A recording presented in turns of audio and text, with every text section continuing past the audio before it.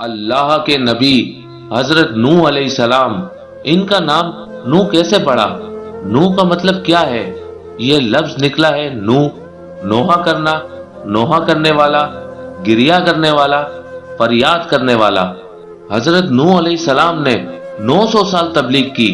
ان کی دن رات محنت کے بعد چند سو لوگ ایمان لائے۔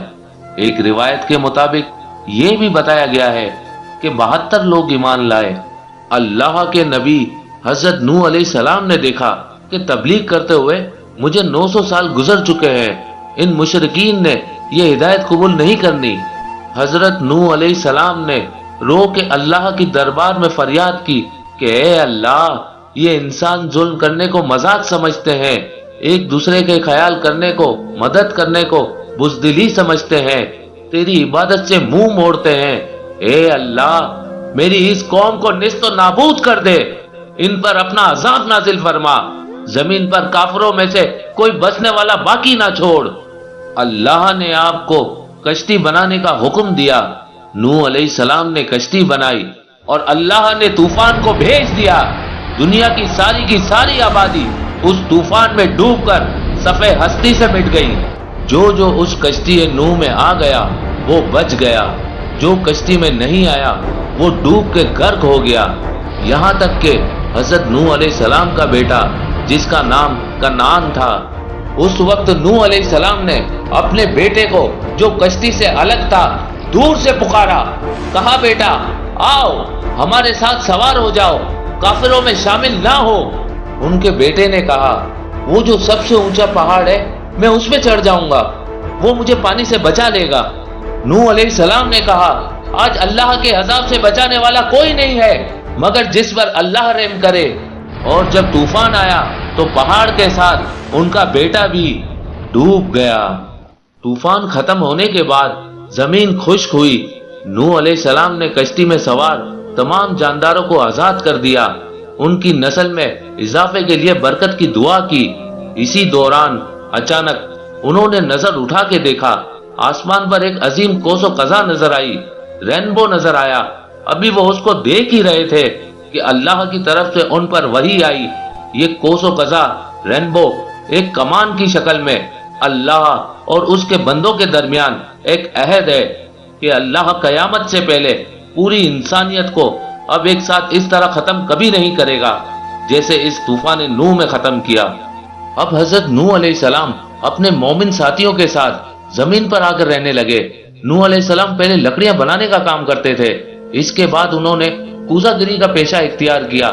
گیلی مٹی سے وہ کوزے بناتے تھے، جب وہ خشک ہو جاتے تھے تو انہیں بیچ دیتے تھے۔ ایک مرتبہ نوح علیہ السلام کوزے بنا کے بیچ رہے تھے، ایک شخص آیا، اس نے اس کوزے کا دام پوچھا اور سارے کوزے خرید لیے۔ تمام کوزے خریدنے کے بعد اس شخص نے عجیب و غریب کام کیا، ایک کوزہ اٹھایا اسے توڑ دیا۔ نوح علیہ السلام دیکھ رہے ہیں، دوسرا کوزہ اٹھایا توڑ دیا، تیسرا کوزہ اٹھایا توڑ دیا، چوتھا کوزہ اٹھایا توڑ دیا۔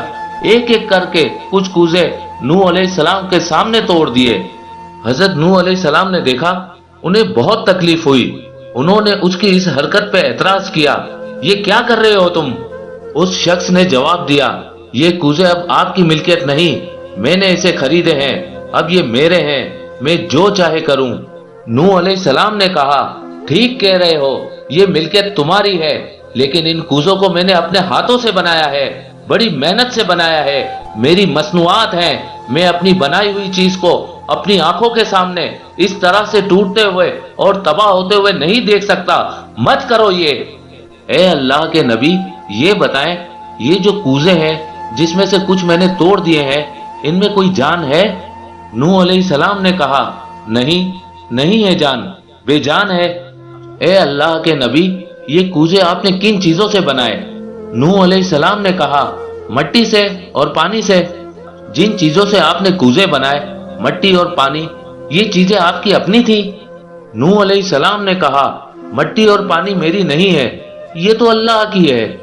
اب یہ شخص جو خریدار بن کے آیا تھا، اصل میں یہ اللہ کی طرف سے خاص بھیجا گیا فرشتہ حضرت جبرائیل علیہ السلام تھے۔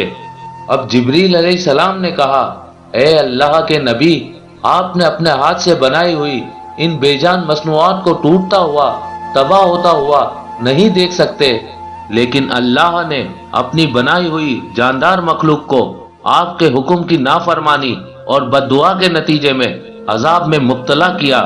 وہ سب کے سب اس بد دعا کے بعد غرق کر دیے گئے۔ جبرائیل علیہ السلام کہنے لگے، میرا مقصد یہ نہیں ہے کہ نوح علیہ السلام کی قوم کے گناہگار یا عذاب کے نہ ہونے کی بات نہیں کر رہا، یقیناً وہ تو خدا کے اور نبی کے نافرمان تھے، ان کا ٹھکانہ جہنم ہی تھا، ان کا ٹھکانہ عذاب ہی تھا۔ میرا مقصد یہ ہے کہ وہ خالق و رحمان و رحیم کے کریم ہونے کا تذکرہ تھا کہ جس کے لیے اپنی ہی بنائی ہوئی مخلوق چاہے وہ کتنی ہی نافرمان ہو اس پہ بھی عذاب نازل کرنا کبھی اولین ترجیح نہیں ہوتا۔ اللہ رحمت کے بہانے ڈھونڈتا ہے، وہ کرم کرنے کے بہانے ڈھونڈتا ہے، وہ کبھی عذاب دینے کے بہانے نہیں ڈھونڈتا۔ مورخین یہ لکھتے ہیں، حضرت نوح علیہ السلام نے جب حضرت جبرائیل علیہ السلام کی یہ بات سنی، آپ نے اپنے ہاتھ سے بنائے ہوئے کوزے ٹوٹتے ہوئے نہ دیکھ سکے، لیکن آپ کی بد دعا کے بعد اللہ نے اپنے مخلوق کو عذاب میں ڈالا۔ حضرت نوح علیہ السلام یہ بات سننے کے بعد اتنا روئے، اتنا گریہ کیا، اتنا نوحہ کیا کہ ان کا نام نوح پڑ گیا۔ حضرت نوح علیہ السلام کے 3 بیٹے تھے، سام، عام، یافز، اور دنیا کی آبادی انہی 3 بیٹوں کی نسل سے آگے چلی جو 3 قسم کی جسمانی ثقافت رکھتے ہیں۔ ایک وہ جو چینی یا جاپانی شکل کی شباہت رکھتے ہیں، دوسرے وہ جو سیاہ اقوام یعنی نیگرو ہیں، اور تیسرے ہم لوگ جن کے ساتھ عرب اور یورپی اقوام شامل ہیں۔ اور اسی طرح سے دنیا میں لکھی جانے والی زبانیں بھی 3 طرح کی ہیں، دائیں سے بائیں جیسے عربی، بائیں سے دائیں جیسے انگریزی، اوپر سے نیچے جیسے چائنیز۔ اس واقعے سے ہمیں سبق ملتا ہے، اللہ کی مخلوق جتنی گناہگار ہو، جتنی خطا کار ہو، اس کی رحمت اور بخشش کا دروازہ ہمیشہ کھلا رہتا ہے۔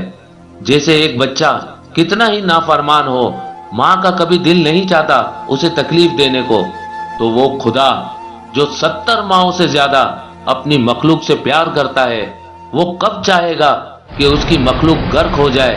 اس کے نزدیک کبھی بھی یہ پسندیدہ کام نہیں رہتا۔ لیکن اس واقعے سے ہمیں ایک سبق اور بھی ملتا ہے، پروردگار اپنے انبیاء کے ہاتھ کبھی خالی نہیں لوٹاتا، چاہے وہ کسی بھی حوالے سے ہو۔ نبی کا ہاتھ اگر اٹھ گیا تو پھر اللہ اس بات کو کبھی رد نہیں کرتا۔